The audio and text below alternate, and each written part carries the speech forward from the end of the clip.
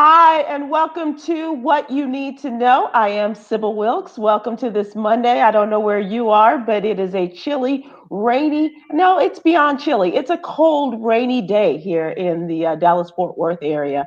But the sunshine is coming through bright and clear as a result of my guests. I have today the members of the Willie Moore Jr. radio show and the heart and soul of it. Let's just say that since he's not here. Let us go with.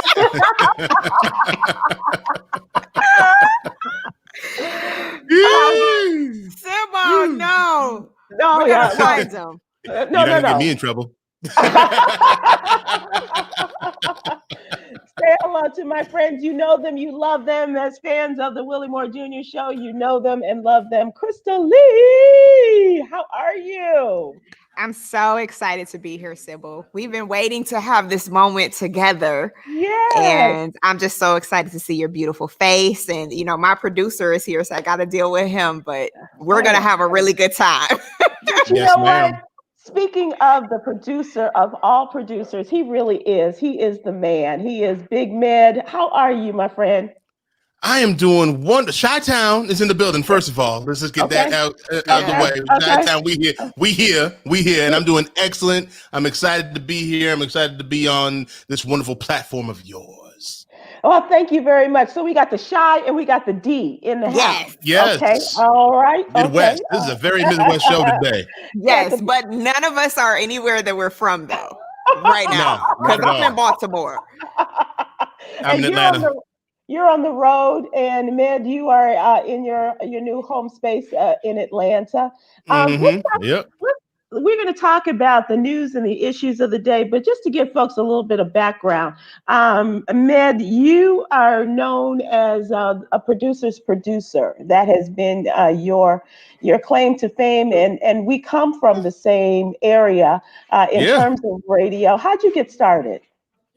Oh, I got started on luck. I did college radio. And once I graduated from Georgia State University, I was just like, let me just send out, air checks, things of that nature to try and get in these radio stations.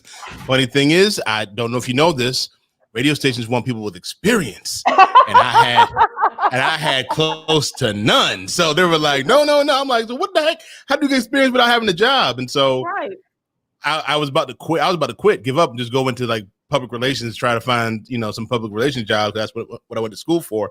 And I sent an email to Nikki Woods. You know her. I sent an email to Nikki Woods, who was the co-host of the morning show on WGCI in Chicago. She happened to be a friend of my cousin.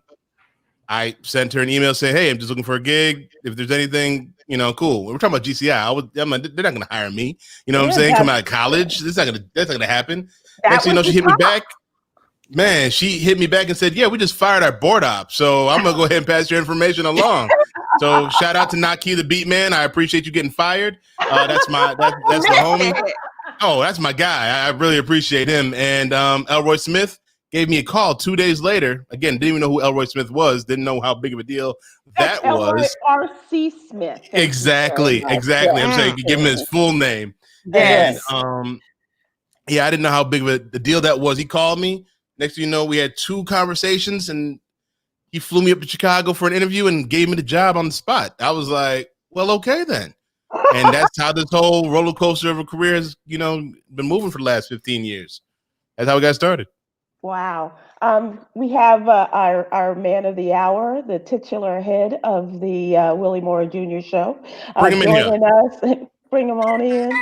Oh no! What's happening? Hey, how you doing? Listen, I got kids everywhere. You're not talking your personal life. You're just talking about right in your house right now in terms of your family, right? Just in my house right now. Okay. I was trying to get to this interview, and my little 1-year-old had a blowout. Praise God. But I'm here. I'm so happy. Everybody looks amazing. Man, look at your head. It's so clean. Look at you. Not really. Hold on. I love the whole situation. What's happening? Willie. I I'm talking about calling you. Like, where are you at, Willie?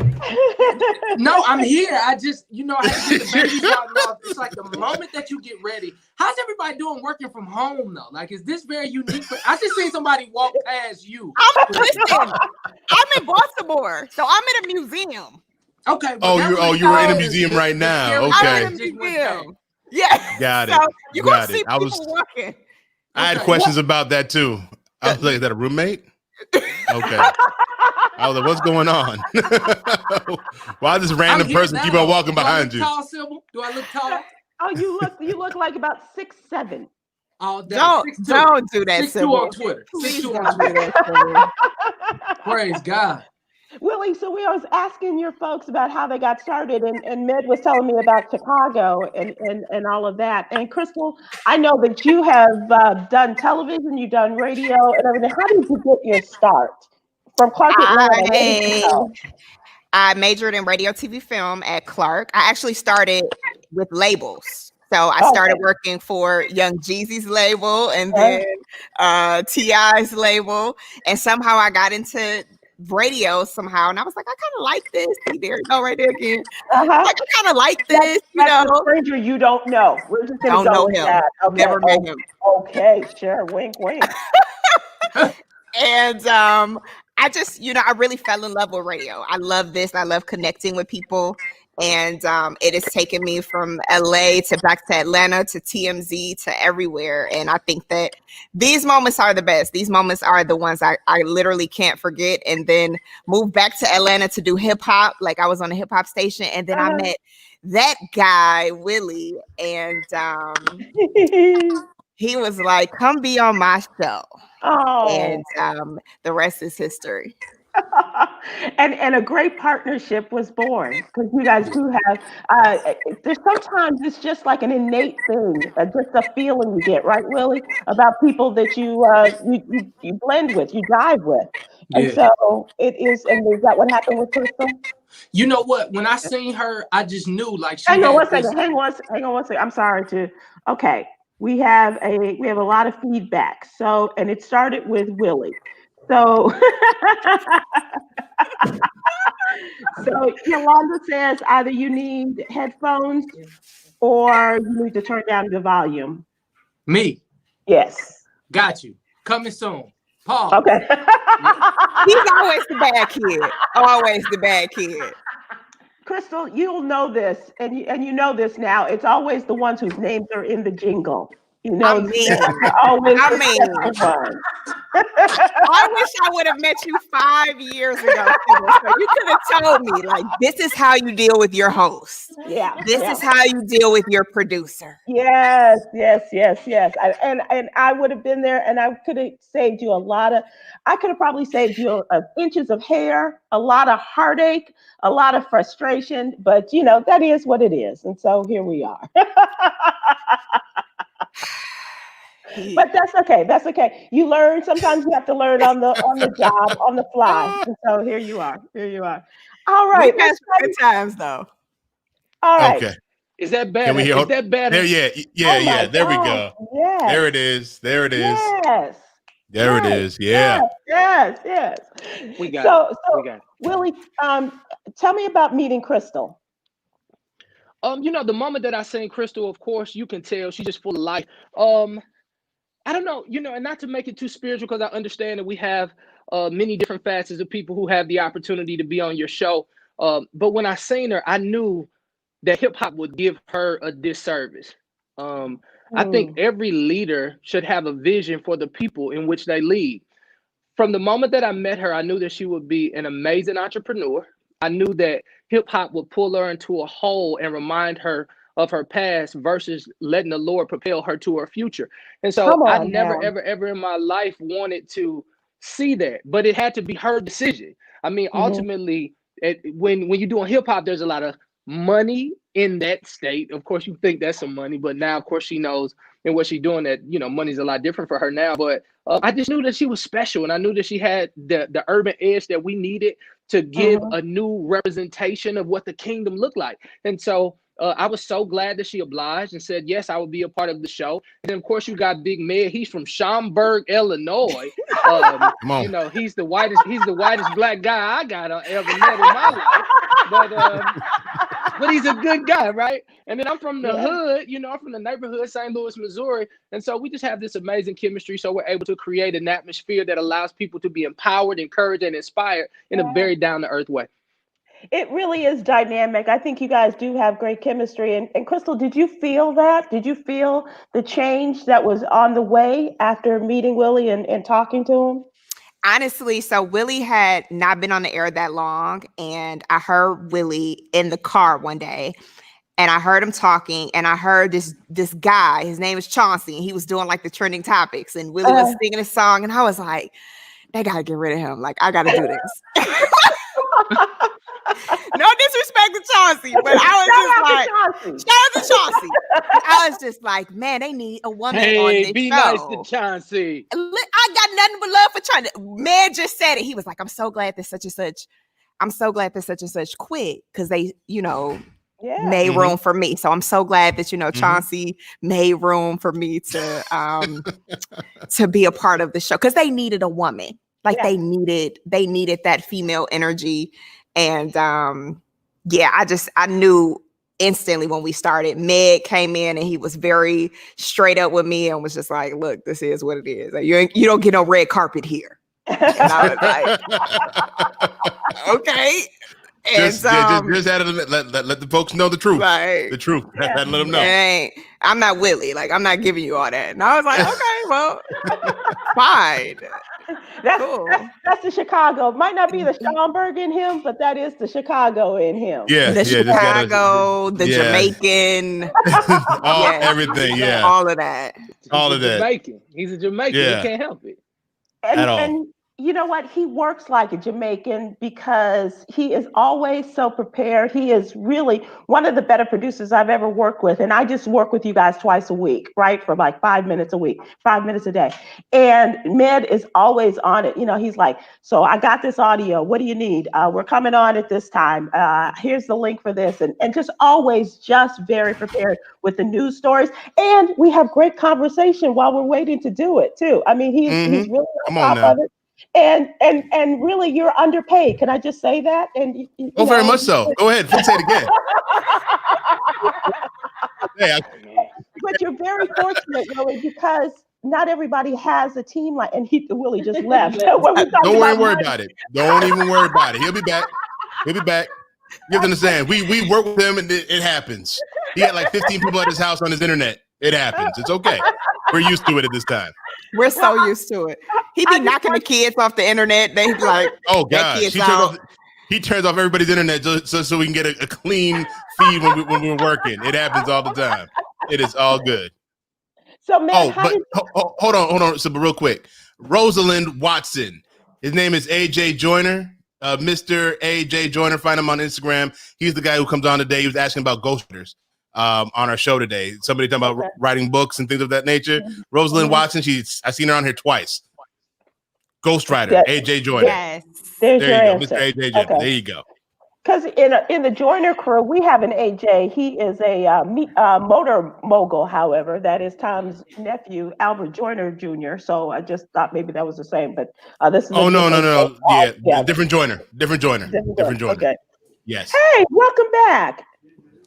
Yeah, the devil's in the internet today. The devil's in the internet today. or one of the 15 kids that has a computer and trying to get some work done, right? So let's just get this clear. Internet has been acting crazy since virtual school has started. So I got a 12-year-old, he's on virtual school. I have a 5-year-old who's in kindergarten. Have you seen a kindergartner on virtual learning? Let me tell you something. I just want to thank God for every parent right now with a child under the age of 10. I'm just thankful that you're an alcoholic right now, just being honest with you. Because it's a lot. But, you know, thank God that all of these devices and virtual learning is what we can do. So it's a lot going on here, but I'm just glad to be available tonight. So, Willie, let me ask you about your road to radio, because you have such a wide and varied career in the music business. Now getting out in terms of just spreading your word and your vision. You do it through social media and everything, but how did you find your way to radio? And there goes Med with his kids, apparently. So how did you find your way to radio? You know, it's funny. In 2005, it was this other dude in St. Louis that you may know. His name is Nelly. I think I've heard that name. Yeah. Yeah. So you may have heard him once, 2 or 3 times, or whatever. But Yeah. they had a show on a radio station, and it was St. Lunatic Radio. And so Right. the Clear Channel station said, well, we have to come up with something. And who had the #1 song in St. Louis at the time? This kid named Pretty Willie. So of course you can see the pretty is gone, but I'm trying to hold on to handsome as much as I can, right? And so literally they bring me in and they say, you start at 6. I was like, well, what do I say? And they was like, just read this. And I was like, the #1 station for hip hop and R&B is 100.3 The Beat. It's your boy Pretty Willie. Yeah, coming up next. And I didn't know. And so literally I do this and then about an hour in, I'm like, yo, the #1 station for hip hop and R&B, it's 100.3 The Beat. It's your nephew Pretty Willie. Give me the number 18325. And literally on a Sunday night in the fall, my radio life started. Shout out to Tiff Green. That was the program director at the time there in St. Louis, Missouri. And Pretty Radio went on for an entire year. We had the #1 show on the weekend. We blew the other guy that you guys may know out of the water, and it's on record and numbers reflect that we blew him out of the water, and they got off the radio in 90 days. Praise God.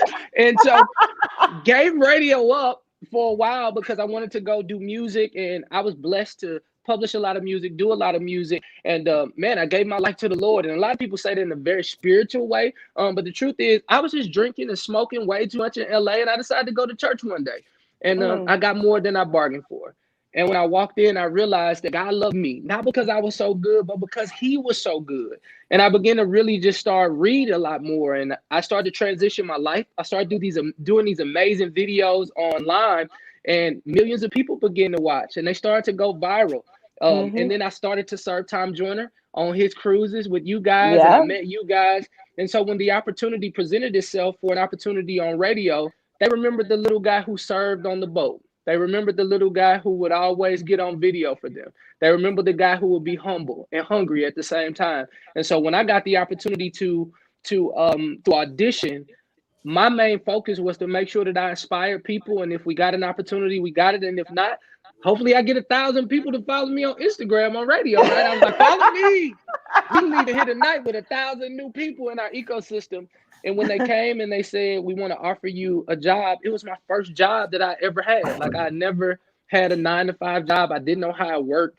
It's like, how many days you want off? I was like, well, Jesus had 40 days and 40 nights. So I'm just trying to 40? I don't know. I didn't know.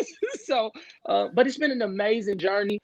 Shout out to Reach Media, Urban One. It's been an amazing journey in terms of learning how to work in a corporation. It's matured me tremendously. I met you. You've always been such an amazing person. And I'm so glad that you're now on the show in your capacity. And it's just been an amazing journey. I get to empower people. I have the best audience in the world. You ain't never seen church people this vulnerable, honest, and almost cussing. Praise God. Right. And you guys are both entrepreneurs in your own way, right? And so you balance the business side as well as the radio side with your personal lives, don't you? Yes, absolutely. Yeah. You have to. Yeah, I remember Crystal. I remember when she was starting her entrepreneur journey, and of course, we have dreams, goals, and aspirations. And I just told her one day, I said, you know what? If we're here and we're on radio every single day and we broke, this our fault. And so we went out there and did what we had to do. Like, it would be your fault right now. To anybody who's listening right now, if you have Facebook, you have Instagram, you have a job, you have any platform that allows you to be in front of people, if you are broke, busted, and disgusted, I want to let you know it is not your boss's fault. It is your fault. And it's up to you to ask the creator what direction you're supposed to go in order to create financial freedom for yourself. Like, there's a product that God wants you to have. There's a product that he wants you to give. He's the creator. So he made you creative, right? And so you can win. And I'm so proud of Crystal. I'm proud of Ahmed. My whole team, like we're working entrepreneurship and working it to the best of our abilities. Yeah. Crystal, tell us about your business. So I have a couple now, but I will say, my dad was an entrepreneur when I was growing up. So I never, ever wanted to be an entrepreneur. I was like, I want to be famous. I'm going to just do radio and be cute. And I don't want to have a failed business. But, radio has changed so much from when I started. So I know it's been different for all of us where you can't just do radio anymore. Like you have to have your brand somewhere else. So me and Willie actually partnered starting off, and then I actually acquired this brand, Girl Plus God. So I own this, which is an amazing community of Christian women. We have almost 150,000 women online who are excited about God and love talking about God. So I love that. And then I also show Christian women how to start businesses for the same reason that Willie said. I don't want for us to think that because we're in the church that we just have to accept whatever a company is giving us and say, thank you so much. Thank you so much. When God has definitely placed something on the inside of all of us. And so you can still have your 9-to-5, but I still want for you to start that dream or start that t-shirt business or write that book or start that podcast, which Med does, plug Med. Or, whatever, just do it. You don't have to just settle for whatever it is that you're doing every single day that somebody said, do this job because you went to college or you did it and you do the job and you retire and that's it. So I really try to get Christian women out of that mindset. So that's pretty much what I do every day. And I get to talk to you. and that's like a 48-hour job, day an hour, 48 hours in a 24-hour bag. You know what I mean? From all of the things that you're doing. And so it's a lot of juggling, but it's necessary, isn't it? Absolutely. Because I had to learn that from our opportunity, right? I had to learn from being in the radio space and sometimes being frustrated with the situation and to have somebody like Willie to say, you don't get to be here and make excuses. Just figure out something to do. And I think that we've all done that. We've all said, okay, we've been blessed with this opportunity. So what are we going to do about it? Yeah. And that's what I chose to do, was to take what I knew how to do and to show other people how to do it. Yeah, that's amazing. That's amazing. Matt, talk about the podcast biz.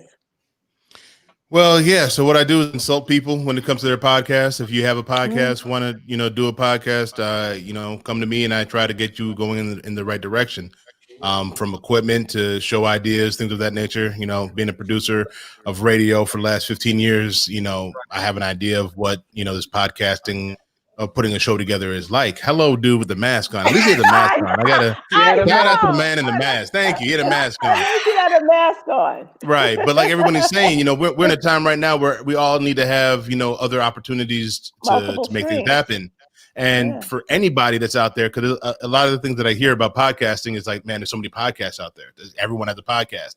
But what I like to tell people is that there's only one you. There's only one person like you who has your opinion, who has your voice. Like Sybil, just think about it. Sybil, you are doing, you have this platform. There's a lot of people with this kind of platform nowadays, but there's only one person like you who brings on the guests that you do, who have the ideas that they do, and gives us a reason to listen and to watch. And so there's a whole bunch of bread out there, but you might have your favorite type of bread. So just because there's so many podcasts out there does not mean that you should not try if you're not interested in doing it. You know what I'm saying? So I'm the guy that tries to help you get it all together. He's the best at it. He's so humble, Sybil, but he really is. He literally is the best at that, like bringing out the best in you. He did my podcast intro and it was like crazy. Yeah. And so are you still doing that podcast? Hey, mind your business, man. I just like, it was a good idea. It was a great podcast. I was like, did we stop? Man. Okay, I'm sorry. She's on hiatus right now. She's on hiatus right now. I get it. I understand. I completely understand. I get it. Yeah. Willie, were you always a man of many different areas of activity? Because I know you're like an Energizer bunny, but in terms of your business interests, have you always been like, I got to do this, can do this, and you always had your hustle? Yes, of course. All parts of my brain work. I always tell people that I don't know how to not write the song, produce the song, put the song out. In radio, I don't know how to, not, I'm learning how to like look at the scripts and all that stuff, but I don't know how to not follow my heart and ask people what they need. Now that I'm producing television and films, I don't know how to not write the script, get in the editing booth, find the right angles to make these create. I don't know how not to be a part of everything. It's just the way that I'm wired. I can be a bit of a stickler with what I see. Like if I see something and I see it the way I want it, I go for it. I take a page out of the great Tom Joyner's book. If he say, "Hey man, I got an idea," you better run. You better run. And I'm the guy who always has an idea. And luckily I have an amazing group of people that you get an opportunity to see tonight that they're not running from these great ideas. So I'm so blessed to have them. What's the best thing that he's come up with for you? The top 3 with Crystal Lee song came from a conversation that me and Willie had one night, and we were just kind of vibing, and he literally was like beating on the table, and I just was like, man, this guy is such an incredible songwriter and producer because he can hear it. And everybody loves that song and they are obsessed with it. And I'm just like, man, I see this man create a song every single day. Man knows it too. Willie would come up with a song like this. So he's so super talented. I've seen him, even the show, like even the fact that the Willie Moore Jr. logo was created before he even got the opportunity. So I always see like, man, this dude got crazy faith. Yeah. So everything he creates to me is like amazing. He's a genius. Hey, I already see you. Hey, why not? Is he bringing adult beverages too? I don't know. You don't have no beverages for me. Come have a seat. Hang out with us. Okay. Might as well. And bring a mask and come on in. You're right. He tried to bring me a juice. Oh, thank you. Good. That's nice. That's nice. One of the things that I loved doing is coming on with you guys on Mondays and Wednesdays. It is a highlight of the day for me.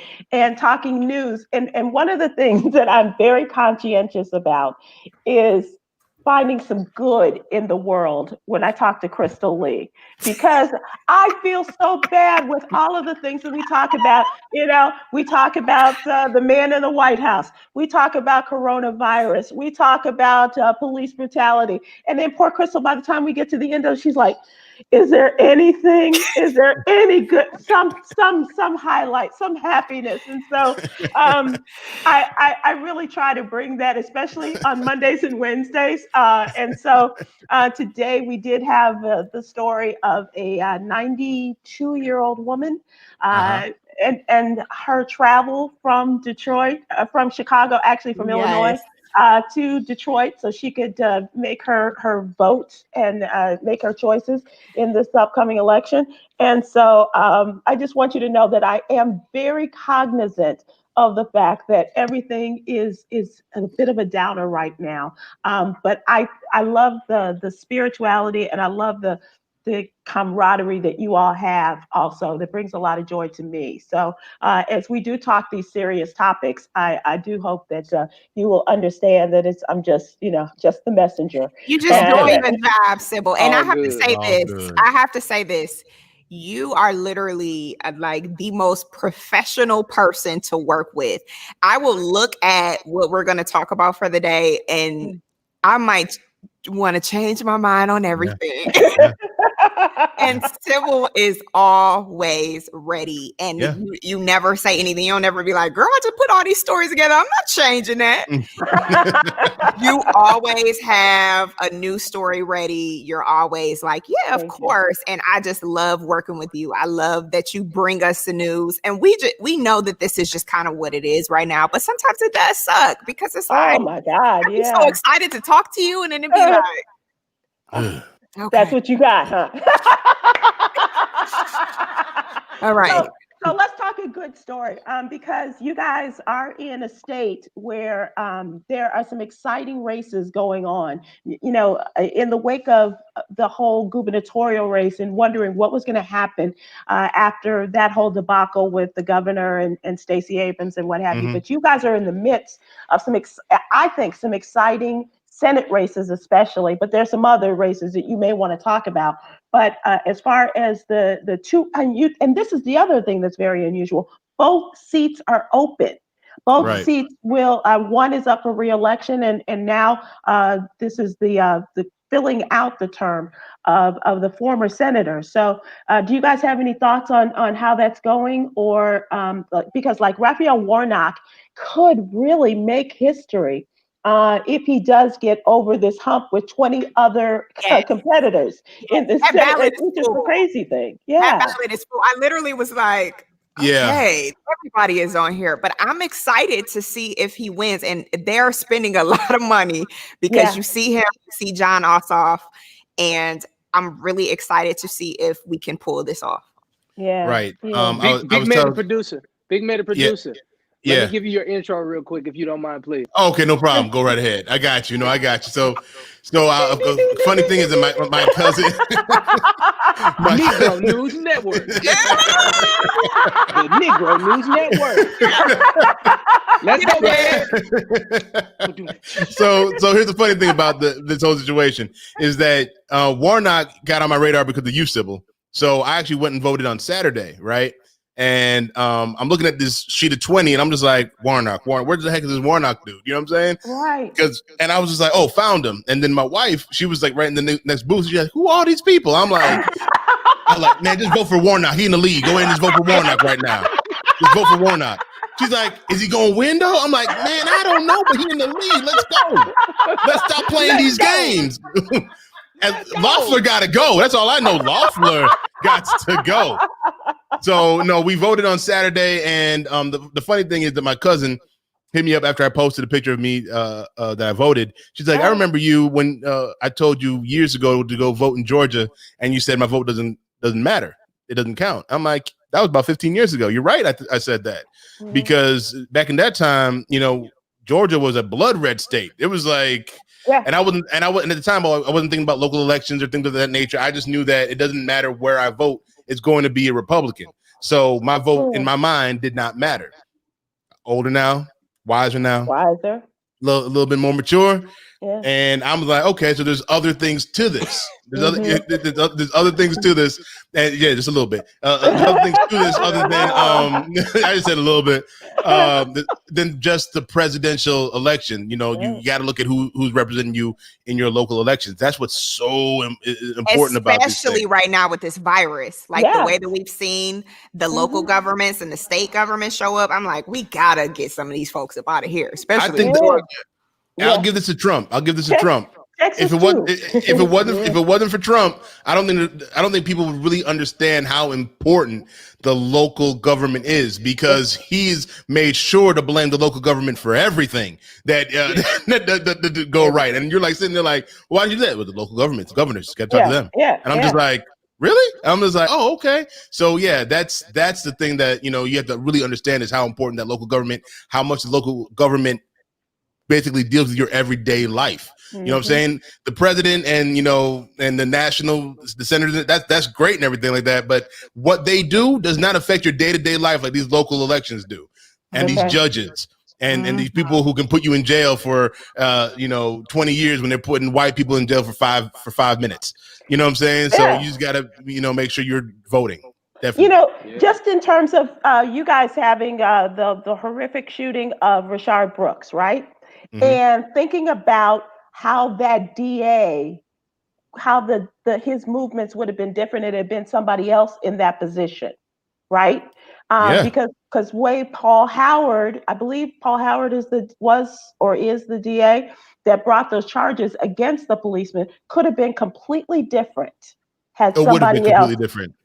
It would have been somebody else had been in that position. And that's the beauty of those lower, not lower, but down the ballot races and offices, right? Right. And when we talk about, we've talked about police shootings for years and things of that nature. And, we're dealing with a new one. I know we're going to talk about it later on today that happened in Illinois. But, when it comes to that, for me, I'm sitting back looking at it like, how do we fix this situation? Where I've said on the show before, it's like to fix the situation, you got to fix the biases in human beings. You know what I'm saying? And like, you have people, you have Dad, people you're eating who into his internet time. I just want you to know that you're eating into his internet time. So just yeah, I know that's She's why so he's stalking me right now. And so yeah, you have to fix the biases in people. How do you do that? That's the question you have to really come down to, because you can change laws and put regulations in, but if there's certain people that grow up that think this way about Black people, when they see Black people, they're gonna fear Black people. You can't change someone's humanity and how they feel in the inside. That's where the main thing comes from. Yeah. We're talking, Willie, about the local stuff, and certainly coming out of St. Louis, you understand the importance of who your DA is, who your mayor is. Unfortunately, as a result of cases like Michael Brown and things like that, and that has to have an effect on you, no matter where you travel, right? Yeah, of course. Back when the Mike Brown tragedy took place, that was a very tough time for our city. Of course, I'm from Berkeley, Missouri, which is a hop, skip, or a jump right next to Ferguson, right next to it. And just seeing it come to a forefront, because we have been facing police brutality or just criticism or just craziness. Like, I was pulled out of the car when I was in high school by a couple police officers, because I was in a very cool car. I was a spoiled brat, right? So mom bought me a cool car.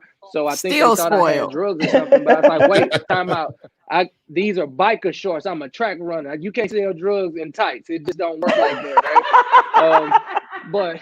But they pulled me out, and it was just a very, very crazy scenario. And for years and years and years, right in that little strip, people have been going through that for years and years and years. And so when Mike Brown tragically died, this was just like a pimple ready to pop. So what you seen was not a bunch of people who were just not only just mad over that, but it's just been years and years. Everybody had a story. And I think in America right now, there are so many different places that African-American men and women, we all have a story. And so the way I've been telling people on air and on social media, and even in small groups, is that it's important that we change the story. And how do we change the story? We get out there and we vote and we do what we're supposed to do. No matter what you think your vote may or may not do, we can exercise our right to vote. And when you're picking a leader, I've been telling them, when you're picking a leader, you don't pick a leader because he tells you like it is. You pick a leader who tells you like it is, but then paints a vision of what it could be, and then he gives you pertinent steps on how we get there. And so, I just left Seaside, Florida. It is truly a President 45 country. I probably was one of 10 African-American people there, and we were hanging out, and I got a chance to speak to some of the Trump supporters just to hear their heart. And I think we all agree that he doesn't have presidential character. A lot of Republicans are only focusing on their money and their bottom line. However, we have to understand that America is a destination for all people around the world. And so if we're going to be on a global stage, it's important that we put somebody in there who's integral, who has a character, and also has the wherewithal to speak in such a way that people can feel included. And I just don't believe right now that we have that in the White House. Yeah. I don't think that you're going to get much disagreement here, and especially I'm just want to point out that there is another historic race that's going on, and then we're going to move on to what you were talking about, Med, and that is the U.S. Senate race in Mississippi.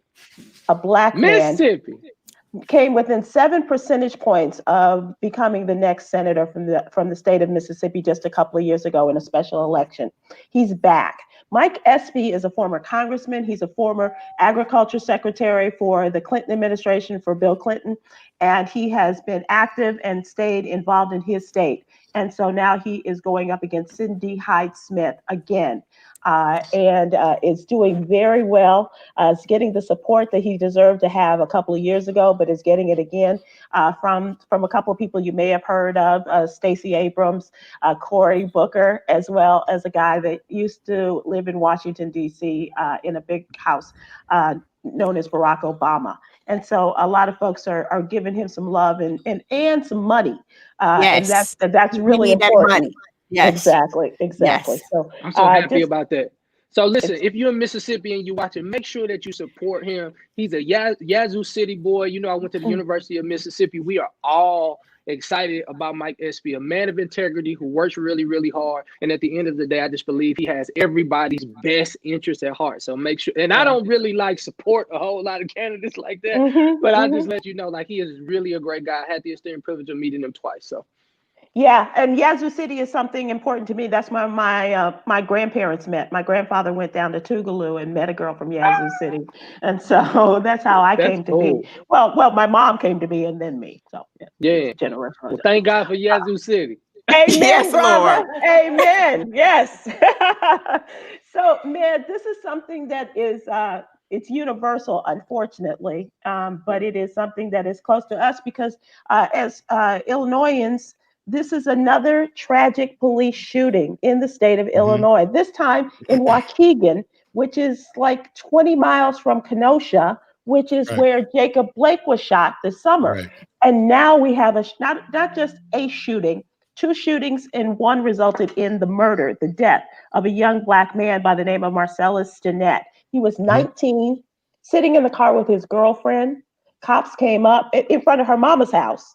Cops came up. They moved the car, right? They moved to another location. Another cop saw the car and went up, got out of the car. He says that the car reversed and that he took out his gun out of caution and fear for his safety and fired into the car.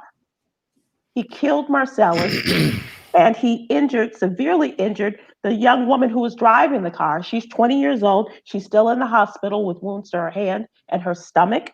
And her name is Tafara Williams. And her mother says that she told her if she did not have her hands up, she believes that she would have been killed. I mean, like I said, when it comes to these kind of situations with these shootings, this is more than training or anything like that, because these guys are pretty well trained. You can see it when how they handle other races. Right. You know what I'm saying? When they handle other races, their training comes in perfectly clear.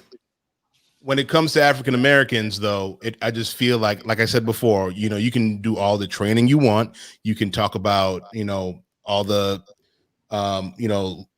the sensitivity training. You can do all that you want to, but if somebody has the bias towards an African American man or an African American people who's going to pull his gun out and shoot into a car because he's fearing for his life, as they always say, I feared for my life.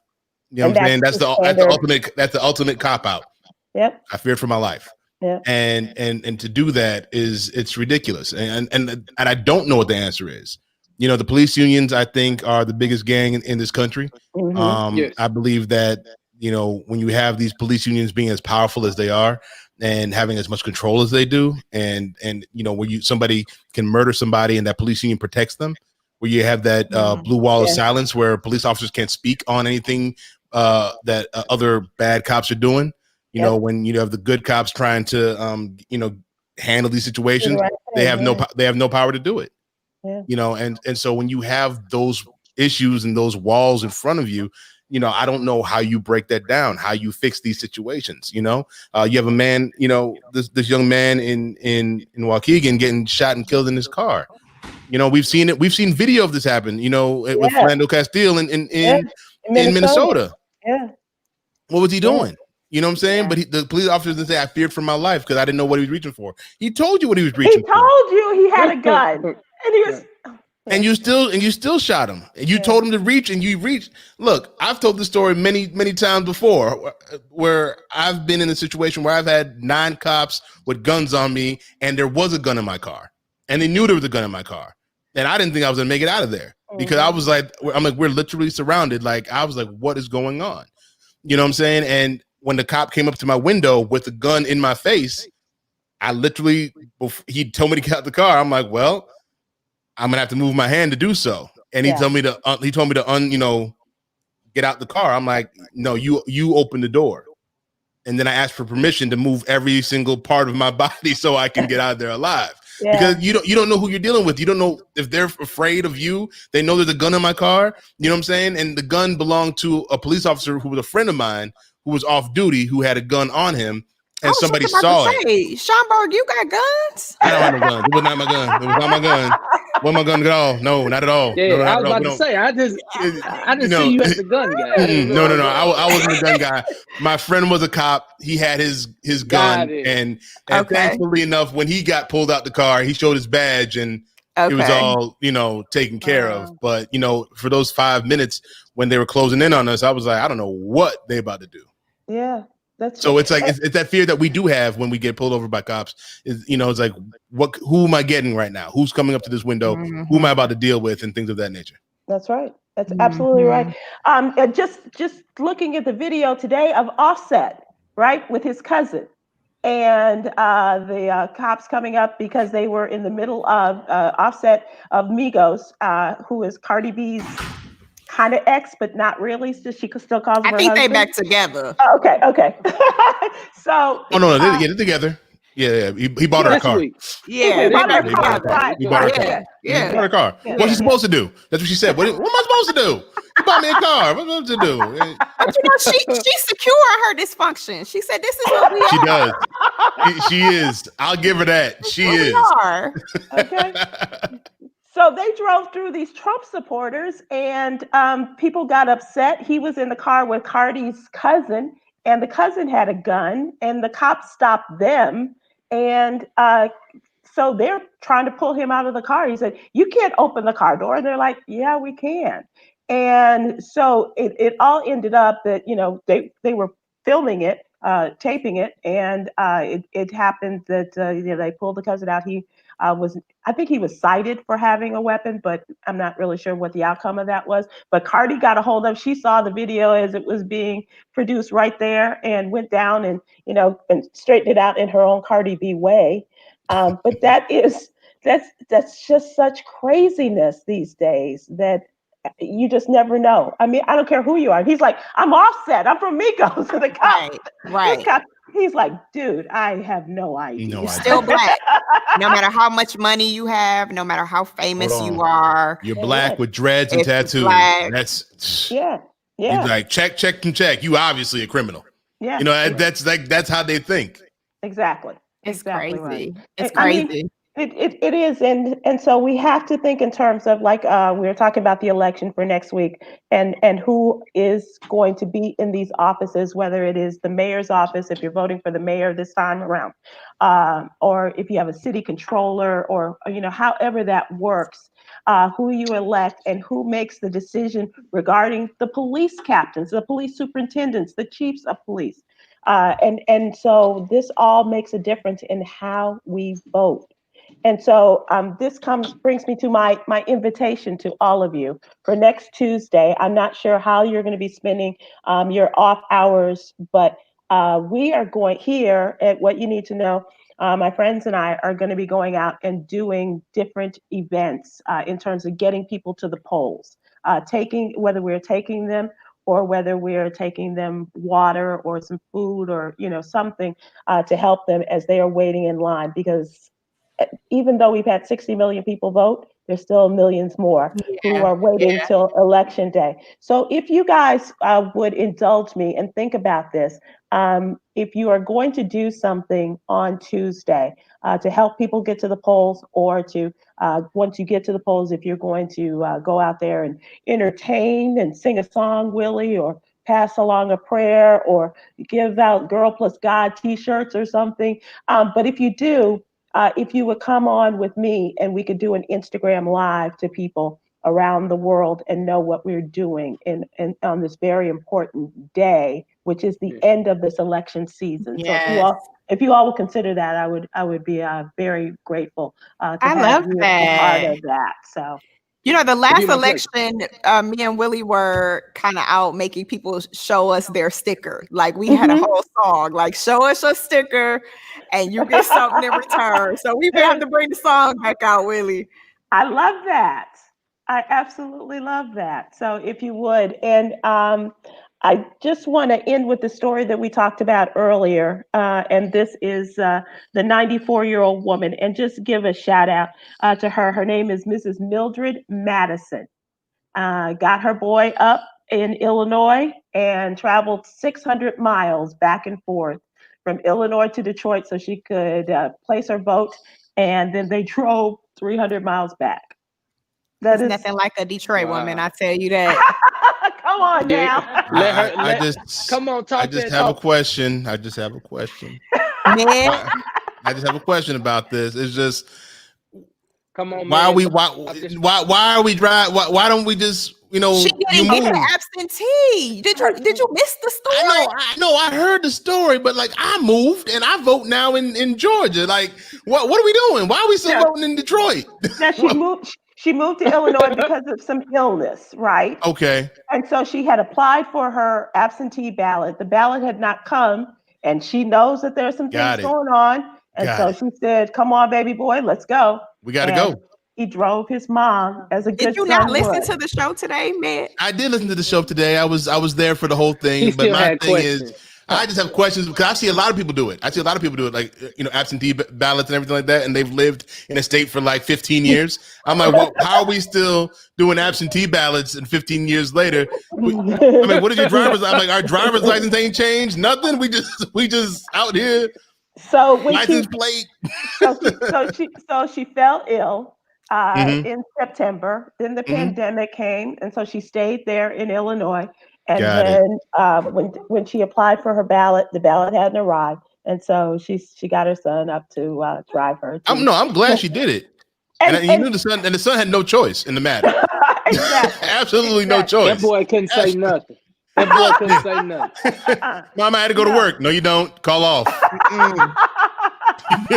I need to go vote, baby. Come on, let's go. That's right. But we don't have any excuse though. No, we don't. No. Whether it's the lines or anything else, we don't have an excuse. Like we have to do this. And people in New York were saying that Saturday, there, Crystal, that was their first day to early vote in New York, and people were standing in line like at Madison Square and the Brooklyn Nets facility as well, Madison Square Garden, Brooklyn Nets basketball stadium. They were in line, and they stood in line for 8 hours. Wow. Yeah, I mean, you guys that's not good. foreign to you in the state of Georgia, right? Yeah. But they were willing to do that, and they said we have no excuse. We have. Well, to you go know out what? and do it." State Farm Arena in Atlanta, they are literally it's free parking. They are like taking you over to vote. They have a bunch of machines there. People are getting in and out. So if you're in Atlanta and you're in Fulton County, go to State Farm Arena. I literally went to one voting place and it was a line like wrapped all around, and I went somewhere else. So don't let that stop you. Go get it done. Yeah. The great thing about early voting is just that when you see a long line, I'm going somewhere else. On November 3rd, you don't have a choice on You don't November have 3rd. that. Right. You got to do it. Like when you have early voting, you can go scout out the area. I'm like, I'll come back later. I might just do it tomorrow. You know what I'm saying? Luckily for me, we went to Springfield Baptist Church out where I live. Huge church. Oh, Springfield, where you see the sign off the freeway? Exactly. Huge church. When I tell you they have so many I was like, Can we get you back there on Sunday? No, not right now. Not right now. Please, Lord. But I can't say this. I can say this though. I can say this that I was in and out 5-10 minutes. 5-10 minutes. This was it's one of those places where I don't think everyone wants, or thinks they can go to. But I saw when we came out, I saw some white people coming in with back the blue shirts, and I'm like, bold. I was like, real bold. Okay, go ahead. They are bold, right? They are real bold. Definitely bold. Oh, they proud in their boldness. I was like, but you see a guy getting kicked out of a line for wearing BLM. So it's like I'm like, hey, I was thinking about it. I mean, hey man, right. Yeah, exactly. And there was a cop in New York. Did you see that one where he got Trump mask? Yeah, and he was going out and on his PA system telling vote Trump, vote Trump. He got suspended. You have to be suspended for that. You would think. You have to be. You can go out there in your uniform, but you can't go and promote. Not as an officer, you can't do that. Absolutely not. Suspension. No. You have to be gone. But what's crazy, guys, and I just want to say this before we leave. So I'm in a museum right now, the African American Museum in Baltimore, and when I walked in, and they have like an exhibit when you walk in, and to see George Floyd up there, I think really kind of made it. Of course it's real, right? We know that this year has been very trying, but to see him in a museum was like, wow. Yeah. That's something. That's really something. I think about the history books all the time. I think because think about when we grew up, we had our history books, things that Right. I remember our history books when we like stopped at a certain time, and I'm just like, you probably had like the Desert Storm was like the last thing I remember being in our history books growing up, and then now I can't even imagine how these kids, my son, 5 years old, what these history books are going to look like. Right. Because what do we all know about our history books? That they don't really tell the true history of what happens to us. Right. You know what I'm saying? So what the heck's going to happen in these history books? What are they going to say about George Floyd? What are they going to say about, the Philando Castillos, the Mike Browns? What are they going to say about all these situations? The Breonna Taylors. Exactly. Exactly. No, I'm not. But what is going to happen, in the history books when they talk about those situations? What's that going to look like? You know what I'm saying? And thank God for technology.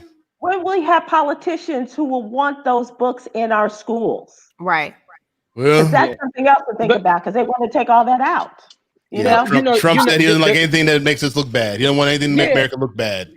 Yeah, but it's I believe now because everybody has a voice that the right stories will be put in the right place because we got an opportunity to vote the right people in who understand our history. I think, Med, you had an amazing idea with start thinking 4 years ahead of time. Like, who can we vet today in hopes that they'll be in office 4 years from now, 2 years from now? Like, what child right now could we be vetting and making sure that they're ready? Like, with us being a Christian show, we have an opportunity to tap in with what we call the Holy Spirit. And so there's a parent right now, there's an uncle right now, there's a grandmother right now, grandson a grandfather right now who may see the promise in their child. And you got to raise that child up and train that child up to make sure that the history books reflect what we need them to reflect. And so I think we're in a really great opportunity right now with these amazing platforms. Greater works are now being done. Social media is really, really awesome. And I just think that from this point forward, it's our job to do our due diligence to make sure that this history is told and make sure that it's not repeated. We got to make sure it's not repeated. Right.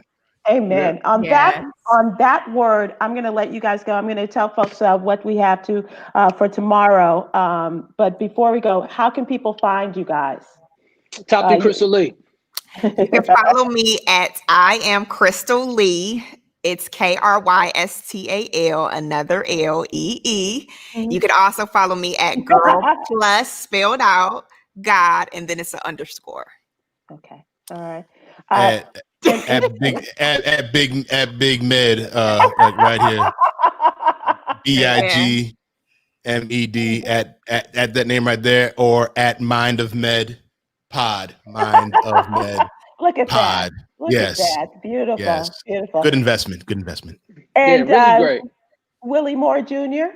Listen, follow me at the name she just said, add live, because I'm much better live. Unfortunately, got to wear a mask now, right? At Willie Moore Jr. live. Make sure that you go there. And then also coming up in 1 week, make sure that you go to this amazing movie that I'm producing. It's called themissingpiecemovie.com. Themissingpiecemovie.com. Make sure you check us out. And that's next week.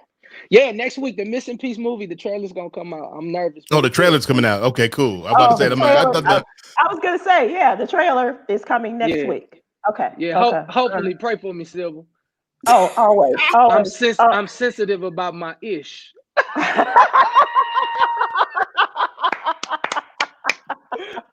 you guys. I want to thank you so much for watching and these wonderful people from the Willie Moore Jr. Show coming on today. Tomorrow, I'm going to be with the Sisters United for Reform. These are the women who are the heads of 13 of the amazing organizations, female-driven organizations, all of the Black sororities. We have had a wonderful opportunity this month, every Tuesday, to talk to members of the organization on various topics, including domestic violence and the impact of COVID on homes, also the power of the sisterhood. We talked last week about police reform, and tomorrow we talk, appropriately enough, 1 week before the end of this election season. We talk voter mobilization, education, and engagement. And my guest will be Margaret Gaines Clark, is national president of the Girlfriends. My friend Melanie Campbell, who is president and CEO of the Black Women's Roundtable, and Virginia Harris, the president of the National Coalition of 100 Black Women. Please join us tomorrow. We're here at 7 Eastern, 6 Central. And please, we are in the midst of getting as many people as you know to subscribe to our newsletter. Please do. This is all on us. This is our group, our Now, merry little group, Yolanda, Chica, Cherie, and Ward, and me. And we put this newsletter together every day. And and it's free. It's free. And Absolutely. so if you will go to sybilwilkes.com, give us your name and your email address, we would appreciate it. We're trying to get our numbers up because, like I said, we need to make some money in order to keep this thing going. Amen. So our subscriptions are free right now, and will continue to be as long as we can continue to inspire, inform, and empower the people. And as Tom Jordan taught us, to super serve the African American community. So, Got to. Nobody else will. brother, tell me about it. You guys, I have enjoyed this so much, as I do every Monday and Wednesday being on with you. And I look forward to talking to you on Wednesday and Mondays and Wednesdays to come. Thank you so much, all of the crew. we love y'all. Thank you so much. God bless y'all. Shout out to the guy in the back. Shout out to the guy in the back. Appreciate you. Bye, Chico. People right. everywhere. Yolanda, Chico, thank you. Bye, Sybil, love you. Chica. I love you too.